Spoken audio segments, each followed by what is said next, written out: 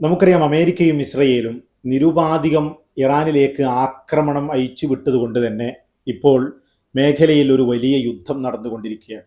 ലോകത്തെ തന്നെ മുഴുവനും ബാധിച്ച ഈ യുദ്ധത്തിൽ ഇസ്രയേലിൻ്റെ ചില കണക്കുകൂട്ടലുകൾ തെറ്റി എന്നുള്ളതാണ് ഇന്ന് ചില അന്താരാഷ്ട്ര വാർത്തകളിൽ നിന്ന് നമുക്ക് മനസ്സിലാക്കാൻ കഴിയുന്നത്.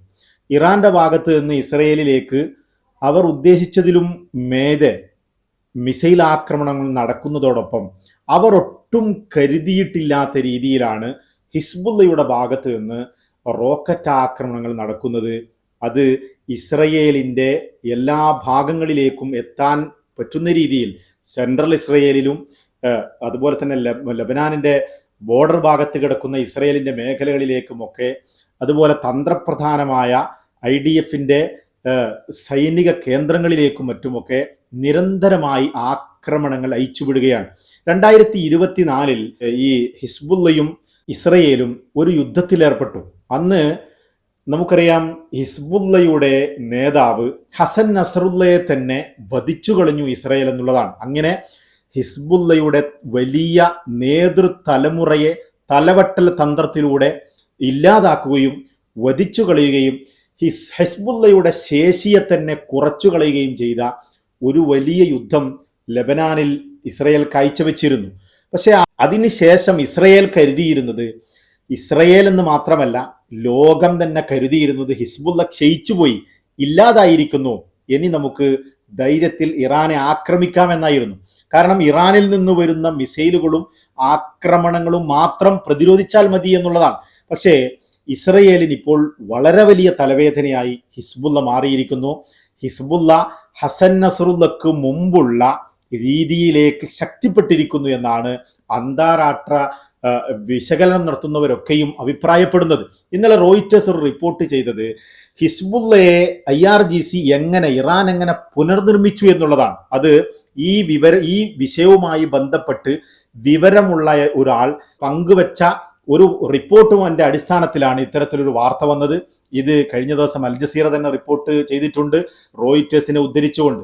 അതായത് 100ഓളം വരുന്ന ഇറാനിയൻ IRGC സൈനികർ ഹിസ്ബുള്ളയുടെ ഈ ഒരു വിടവിൽ നികത്തുകയും സൈനിക കമാൻഡ് വിടവ് നികത്തിക്കൊണ്ട് ഹിസ്ബുള്ളയെ പുനർനിർമ്മിച്ചു എന്നുള്ളതാണ് ഈ വാർത്തയിലെ ഏറ്റവും വലിയ ഒരു ഘടകം. അതായത് ഹിസ്ബുള്ള പൂർണ്ണ ശക്തി പ്രാപിക്കുന്ന രീതിയിലേക്ക് ഈ ഹിസ്ബുള്ളയെ പുനർനിർമ്മിച്ചുകൊണ്ട് ശക്തിപ്പെടുത്തി, ഇറാനിൽ നിന്ന് 100ഓളം വരുന്ന സൈനിക കമാൻഡുകൾ വന്ന് ഹിസ്ബുള്ളയെ ശക്തിപ്പെടുത്തി. ഏത് രീതിയിൽ ഹിസ്ബുള്ള ഈ 2024 നടന്ന ഇസ്രയേലുമായി നടന്ന യുദ്ധത്തിൽ അവർ പഠിച്ച പാഠങ്ങൾ ഉൾക്കൊണ്ടുകൊണ്ട് മാറ്റങ്ങൾ വരുത്തിയ പൂർണ്ണ ശക്തി പ്രാപിച്ച ഒരു ഹിസ്ബുള്ളയായി മാറിക്കഴിഞ്ഞിരിക്കുന്നു എന്നുള്ളതാണ്. അതുകൊണ്ട് തന്നെയാണ് ഇത്തരത്തിൽ 100ഉം 150ഉം വരുന്ന റോക്കറ്റുകൾ ഒരേ സമയം ഇസ്രയേലിലേക്ക് വിക്ഷേപിക്കുന്ന കാഴ്ചയാണ് ഇപ്പോൾ കാണുന്നത്. ഇസ്രയേലിലെ പല വീടുകളും പല സിവിലിയൻ കേന്ദ്രങ്ങൾക്കും നേരെയും പോലും ഹിസ്ബുള്ള ഇത്തരത്തിൽ ആക്രമണം നടത്തുന്നുണ്ട്. ഈ ഹിസ്ബുള്ളയുടെ വില കുറഞ്ഞ റോക്കറ്റുകൾ തടുക്കുവാൻ വേണ്ടി വളരെ വിലപ്പെട്ട മിസൈലുകൾ ഉപയോഗിക്കേണ്ടി വരുന്നത്, പ്രതിരോധ സംവിധാനങ്ങളിൽ ഉപയോഗിക്കേണ്ടി വരുന്നത് ഇസ്രയേലിന് വലിയ സാമ്പത്തിക നഷ്ടവും വരുത്തിവെക്കുന്നു എന്നുള്ളതാണ് പ്രധാനപ്പെട്ട ഒരു കാര്യം.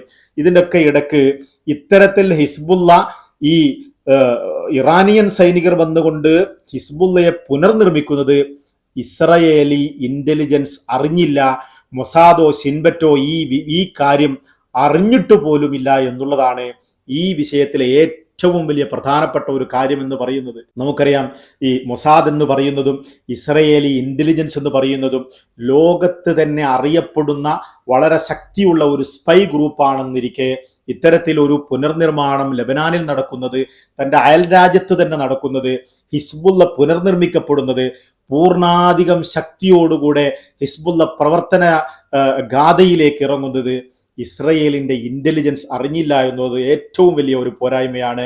പലപ്പോഴും നമ്മൾ പറയുന്ന ഒരു വിഷയമാണ്.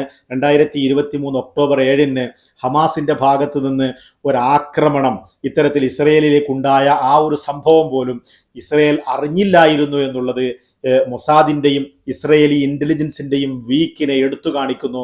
അതുപോലെ ഈ ഗസ യുദ്ധകാലത്ത് വളരെ കൃത്യമായി ഹിസ്ബുള്ള ദീർഘകാലം ഇസ്രയേലുമായി യുദ്ധം ചെയ്തിട്ടുണ്ട്.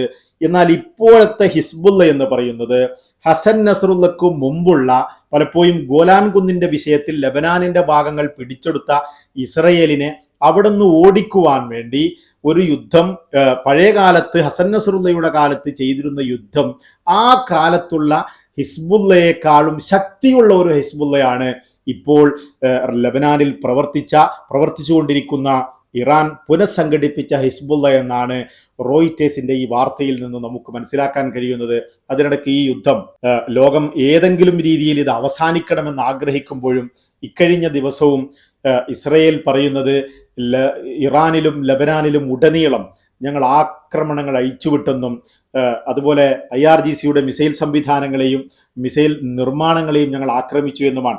ദിവസങ്ങളായി യുദ്ധം തുടങ്ങിയത് മുതൽ IRGCയുടെ മിസൈൽ സംവിധാനങ്ങളിലേക്ക് ഞങ്ങൾ ആക്രമിക്കുന്നു, ലോഞ്ചറുകൾ നശിപ്പിച്ചു കളഞ്ഞു എന്നൊക്കെ അവർ പറയുന്നുണ്ടെങ്കിലും ഗൾഫ് രാജ്യങ്ങളിലേക്കും ഇസ്രയേലിലേക്കും മേഖലയിൽ ഉടനീളം ഡ്രോണുകളും മിസൈലുകളും അയക്കുന്നതിൽ ഇറാൻ ഒട്ടും തളർന്നിട്ടില്ല എന്ന വിഷയം നമുക്ക് എടുത്തു പറയേണ്ടിയിരിക്കുന്നു. അതുപോലെ ഇറാൻ IRGC ഇന്നലെ പറയുന്നത് ഞങ്ങൾ ഇസ്രയേലിന്റെ ഒരു യുദ്ധവിമാനം അടിച്ചു വീഴ്ത്തി എന്നുള്ളതാണ്. ഇത്തരത്തിൽ മൂന്നാമതാണ് ഒരുപക്ഷെ ഇറാന്റെ വ്യോമ പ്രതിരോധ സംവിധാനങ്ങൾ പ്രവർത്തിച്ചുകൊണ്ട് ഇസ്രയേലിന്റെയും അമേരിക്കയുടെയും യുദ്ധവിമാനങ്ങളെ താഴ്ത്തി എന്ന് അവർ അടിച്ചിട്ടു എന്നവർ ക്ലെയിം ചെയ്യുന്നത്. ഒന്ന് നമുക്കറിയാം, കഴിഞ്ഞ 2 ദിവസങ്ങൾക്ക് മുമ്പാണ് അമേരിക്കയുടെ F-35 യുദ്ധവിമാനം അവരുടെ വ്യോമ പ്രതിരോധ സംവിധാനങ്ങൾ വഴി അടിക്കുകയും പരിക്കേൽക്കുകയും ചെയ്തത്. അത് അമേരിക്ക തന്നെ, സെന്റുകോം തന്നെ അത് സ്ഥിരീകരിച്ച ഒരു വിഷയവും കൂടിയാണ്. ഇത്തരത്തിൽ ഇസ്രായേലി ഫൈറ്റർ ജെറ്റ് കൂടി ഇപ്പോൾ ആക്രമിച്ചു എന്ന് പറയുമ്പോൾ ഒരുപക്ഷെ നമുക്കറിയാം അത് F-35 അല്ലെങ്കിൽ F-15 ആവാൻ തന്നെയാണ് സാധ്യത.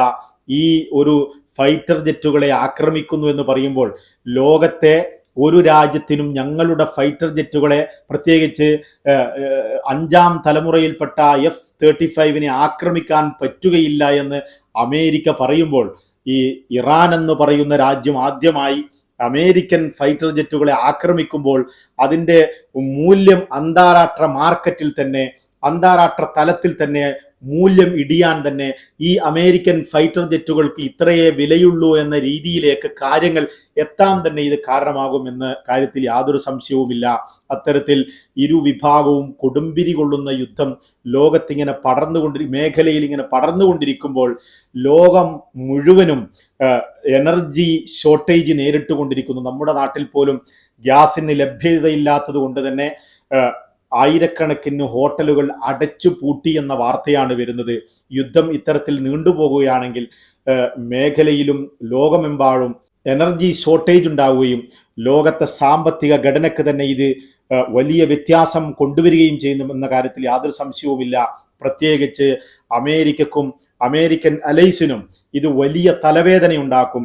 അമേരിക്കൻ സമ്പദ്ഘടനയിൽ തന്നെ ഗൾഫ് രാജ്യത്തെ എണ്ണ ഡോളർ വഴി വിറ്റഴിക്കുകയും അമേരിക്കൻ ഡോളറിനെ ശക്തിയിൽ പിടിച്ചു നിർത്തുകയും ചെയ്യുന്ന സാഹചര്യം തുടർന്നില്ലെങ്കിൽ, ഇത്തരത്തിൽ യുദ്ധ സാഹചര്യത്തിൽ തന്നെ ദീർഘകാലം പോവുകയാണെങ്കിൽ അമേരിക്കൻ സമ്പദ് വ്യവസ്ഥ തകരുകയും ട്രംപ് ഉദ്ദേശിച്ചെടുത്ത് യുദ്ധം അവസാനിപ്പിക്കാൻ കഴിയാത്ത അവസ്ഥ തുടരുകയും ചെയ്യുകയാണെങ്കിൽ അത് വലിയ തലവേദന അമേരിക്കക്കുണ്ടാക്കുമെന്ന കാര്യത്തിൽ യാതൊരു സംശയവുമില്ല.